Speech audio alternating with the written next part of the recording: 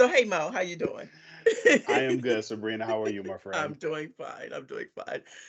Okay, so I'm Sabrina Mays-Diagne, Otsuka's Diversity, Equity, and Inclusion Officer.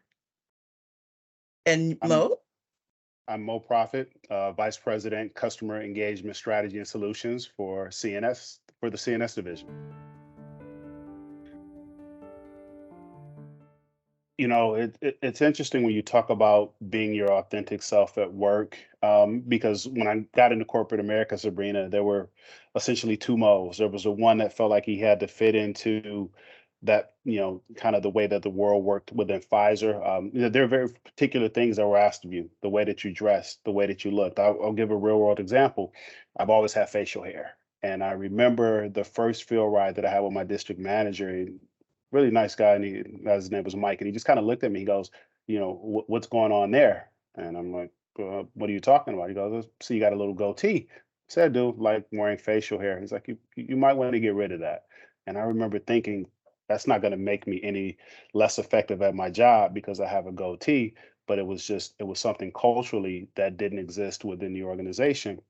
And when you talk about bringing your full self to work, I remember making a conscious decision because I felt like I was good at the job that the next time he came out in the field, I was going to have my goatee and I was going to challenge. And that was starting the process of bringing your entire self to work. There were times when you first started, do you talk about the movies you watch, the stories that take place in your home, the music that you listen to? And there are times that you vacillate between, should I give that part of myself? And over the years, I've made the conscious decision that it's not giving part of myself; it's essentially who I am. So I don't struggle at this point with bringing my authentic self to work. The part that I really try to help with is allowing others to bring their authentic selves to work. Because even being Black, we're not a monolith, and because of perceptions and stereotypes, there's an assumption that a certain group of people may all be the same. Bringing your authentic self to work could look very different even for those of us that are Black. And so that I don't struggle bringing my authentic self to work, but I think our job, our responsibility, especially in roles of leadership, is allowing others to be able to do so. Yeah, really good point. When you talk about the I guess like the corporate image that we try to fit ourselves into, and at least 30 years ago, when I started my career in corporate America, you're right, there was a particular look. And in fact, I remember being in a workshop where they talked about professional dress. And then at the end, we were given a gift card to go to a particular clothier to begin to buy pieces from the wardrobe, for our work wardrobe. And in fact, when I started out, women, the organization that I worked for, women could not wear pants. And Mm, so the vice president of marketing at that time, Karen Caton, she was, I think it was pharmaceutical executive or one of the publications. She was on the cover and she had on a pinstripe suit. And all the women, we were cheering, like, yes, look, she has on pants. And she really set the tone, and the dress code changed. And the women were allowed to wear pants as long as it was, a part of a custom, like a tailored suit, right? Not separates. Like back then, we couldn't even wear separates, right? It had to be like the same material that the jacket was made. The pants had to be made the same way. So that was, when you talk about fitting into an image and how things have evolved. Now we're in a workplace, most workplaces, where it's like business casual, that you can come to work. mm, But I do remember those days of fitting into an image, being given pretty much the template of what it was supposed to look like, and even given support by the organization to say, here's a gift card, and guess what? When you go and shop there, you mention us and you'll get a discount, right, on your work wardrobe. And also straightening my hair. I used to straighten my hair then because in corporate America, the expectation again was that you fit a certain mode, and natural hairdo was not acceptable. But over time, again, things change. So for me personally, talking about bringing my authentic self to work, 15 years ago, I had had enough. I'm like, I'm done with straightening my hair. I'm going to be myself. I'm going to wear my hair in the texture that it grows out of my head. And since then, you know, I've been natural, love it. And when you talk about bringing others along, inspiring others to be their authentic selves, when I made the decision to do that, there were other women who came to me and they were relieved and they were like, yes, Sabrina, okay, you've gone natural. I'm going to go natural too. I've been wanting to do it for a long time. So again, inspiring others to bring their full selves, their authentic selves to work is empowering. Bring up a great point about the lived experiences, and the term I used to use is protection. I used to protect that piece of me from the folks Yes, that I work with, and now, for example, I start off with almost every talk that I give by saying I'm the product of my late grandmother Melissa and my mother Gwendolyn, because that's a part of me that I used to hold dear. But what I recognize is that the success I had and have in corporate America is a direct correlation of those relationships and the guidance and the love that I got from those two individuals. So why wouldn't you share that versus having to protect that and feeling like this stress of how much of that do I give in corporate America versus realizing that those are the things that are allowing you to be successful. So it's that's okay to true. verbalize it. It's actually freeing and liberating to talk about those things. So you're right. The world has evolved. We've got some work to do, but Mhm. an organization like the one we work in is allowing us to be more free and be more authentic, which ultimately leads to more engagement, better colleagues, and better results. Right? Better business results, Better right? business And results. that's what, I, from a, diversity, equity, and inclusion perspective, I always like to remind everyone that yes, it's a human imperative. It's the right thing to do.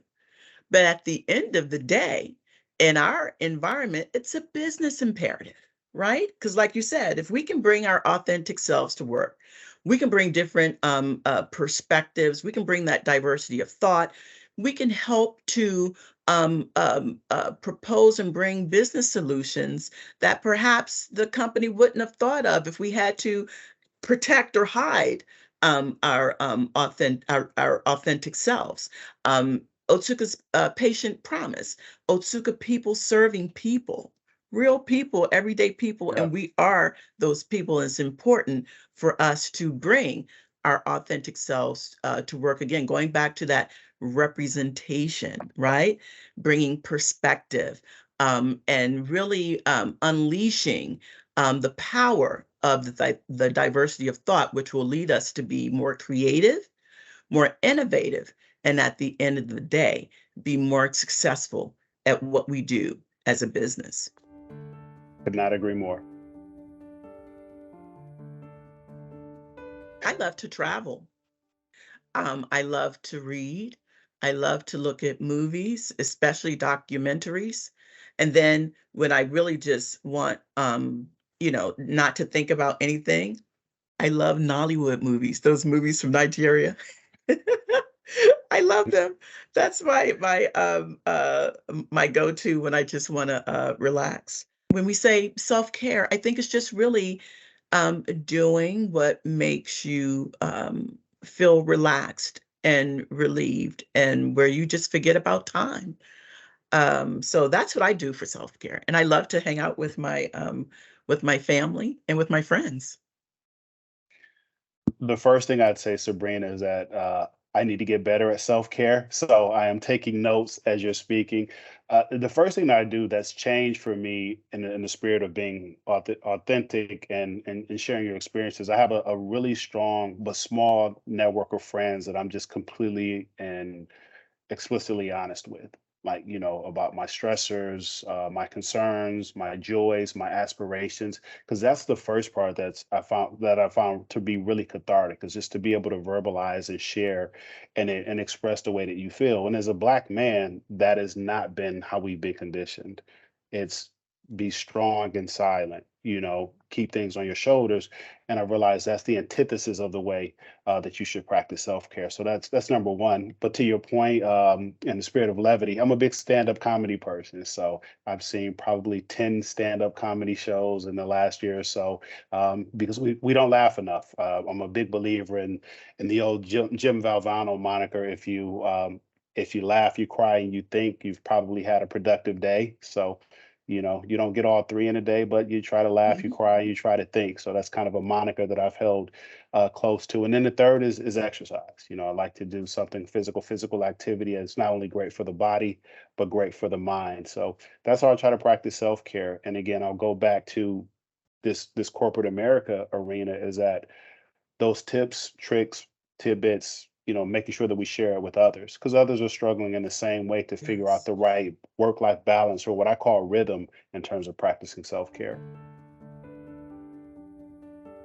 So Mo, I think if I had to give advice to the next generation, I would say it's very important to know your history because again, it inspires, it motivates, it helps you to understand what's before you in present day, so you can come up with solutions on how to move forward. And I can analogize that to history as well as in the workplace. Being Black in corporate America, I have learned so much from mentors, from people who have been in the various in the industry or the various jobs that I've held, just listening to their stories, getting guidance from them, really put me in a position to think more clearly about my pathway and how to move my career forward. So whether in life or in the workplace, um, the advice that I would give to the next generation is to really be open, learn from the past, and be open to the possibilities of the future. Love that, Sabrina. And along a similar vein, I think it would be twofold for me. Number one, don't limit yourself. It's very easy to walk into a scenario, to walk into corporate America, and place a ceiling on yourself. You will be faced with challenges, but don't make those challenges self-inflicted. Number one. And then number two, be in a perpetual mode of growth. There's so many resources out there. Continue to learn, continue to educate yourself, whether that be from the internet, books, but to your point, a great network of individuals that have done it before you. And if you combine those two, big aspirations, big audacious goals, and this perpetual mode of growth, success is going to be on the other side of that. Again, it won't be without its difficulties, but you will get to whatever those goals are you're looking to achieve.